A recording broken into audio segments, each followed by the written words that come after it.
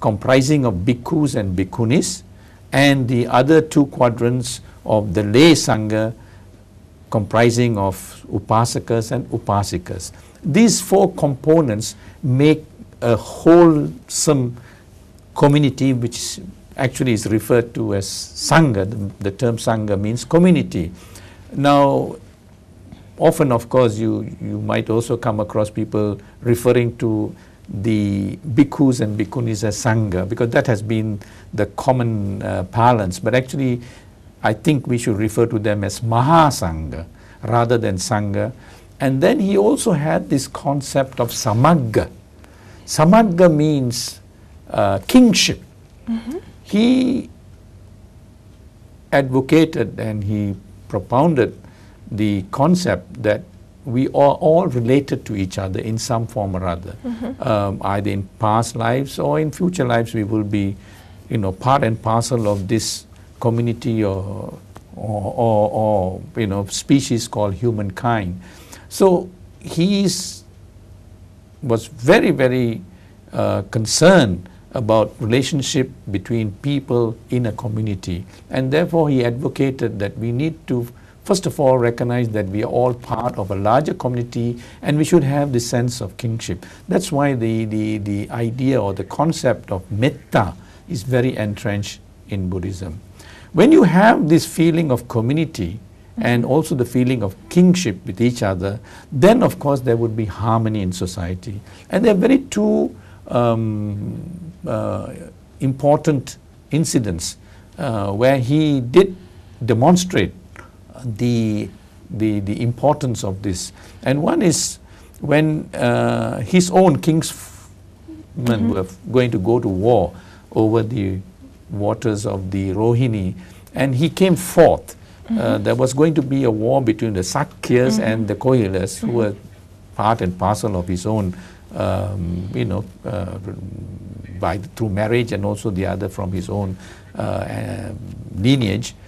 And he says, why do you fight over these waters? Blood is thicker than water, and therefore, you should now disengage from war and try and see how we can share these waters. Again, on another occasion, he had talked about the parable of the Sala tree, and he was in this particular discourse keen to emphasize the fact that there was a situation where a large Sala tree was growing on its own. It was a gigantic tree, and it thought it could live on its own, but when a strong tempest came, it was uprooted. Whereas smaller Sala trees, which were living with shrubs and all the others, survived because it lived like a community. And this concept of community and this concept of kingship, when it went to China, it's a very interesting parallel that we can draw, and a lot we can learn, at a national level as well, in terms of nation building and in terms of harmony and things like that. That is very important today in modern governance and modern politics. The Chinese recognized this. They didn't have Sala trees. They recognized this concept, and ever since it became very entrenched in the Chinese psychic. But instead of the Sala tree, they used the bamboo plant. And that is why the bamboo has become very central in Chinese culture, Chinese philosophy, Chinese art, Chinese music, and Chinese poetry. The reason is that they recognize the fact that the bamboo does not grow alone. It always grows in clusters. Because it grows in clusters, it's able to have greater resilience against any opposition. And therefore the Chinese always live together closely with each other in great harmony. And again, this they had benefited from Buddhism. You wanted me to also elaborate about Karuna. Karuna, yes. I mean, the Buddha is perhaps the icon of compassion. There is nobody who can hold a candle to the Buddha in terms of compassion. And through so many lifetimes, he perfected this. And in his last journey before becoming enlightened, even in that lifetime, his compassion, Mahakaruna, as you mentioned, was what drove him to try and find out the path to liberate humankind from dukkha and find salvation, so that we will then be able to realize sukha, because he was able to see from his own observations that he and everybody else, his loved ones and everybody else, are in this samsaric life cycle, and that we are all going to experience this reality of dukkha in life, and the only way is to find the way out so that you can have sukha. So that is what he did, and even after attaining bodhi, which is the way out of it, he was driven by compassion to spread the Dhamma. So for 45 years he walked all across northeastern India, expounding the Dhamma and enabling so many people to liberate themselves, find salvation by following the Dhamma. So that is his Mahakaruna, that is his Karuna, and compassion is something which we lack as human beings. We have all our frailties, and if we can develop compassion in ourselves, within us, then we will be able to have much more harmonious society. And today I think the world is so much driven by individualism, so much driven by materialism, that this culture of compassion and the development of compassion, I think, is essential. Mudita is unique in Buddhism.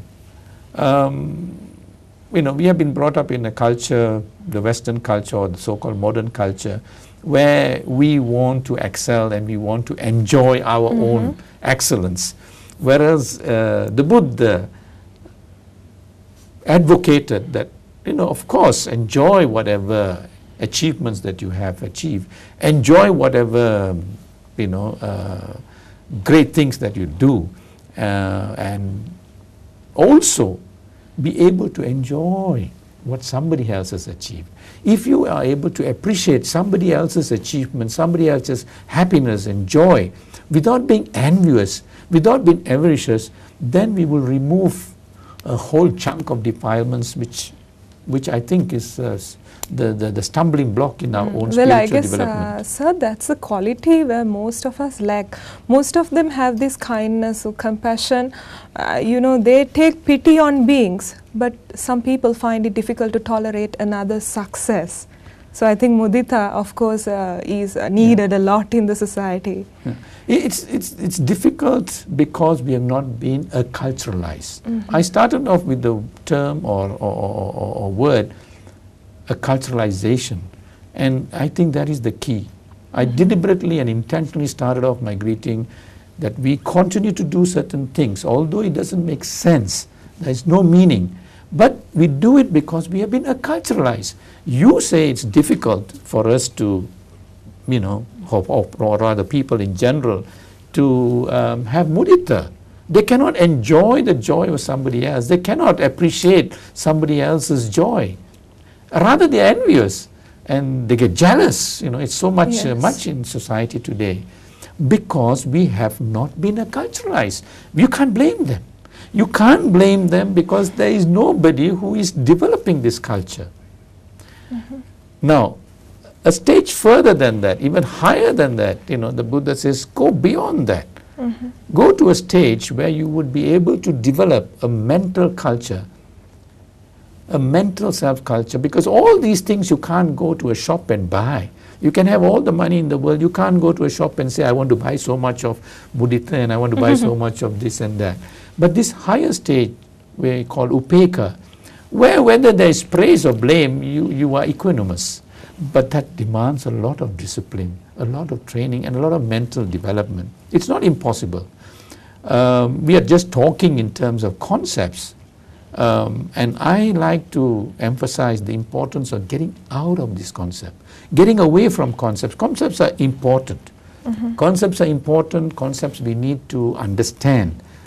But more important than knowing and understanding concepts is the development of the mental self-culture that will internalize, that will bring about this concept in your actual thinking, in your actual speech, in your actual behavior.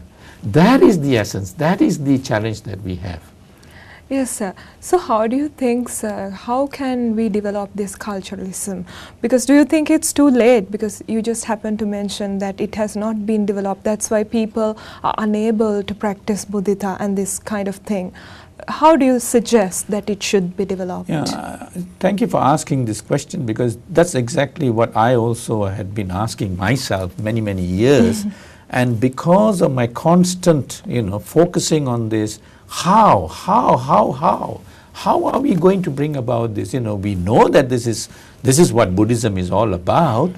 In fact, there are books and books and books on Buddhism, but still people are behaving quite differently. In fact, you can bury yourself with books on Buddhism. So I thought to myself, and I challenged myself, I said, I have to now think in terms of how to promote this aspect of internalization, or the practice and practical application of Buddhism. Knowing Buddhism is not a big deal, it's not a great thing. You can be erudite, you can be an expert, you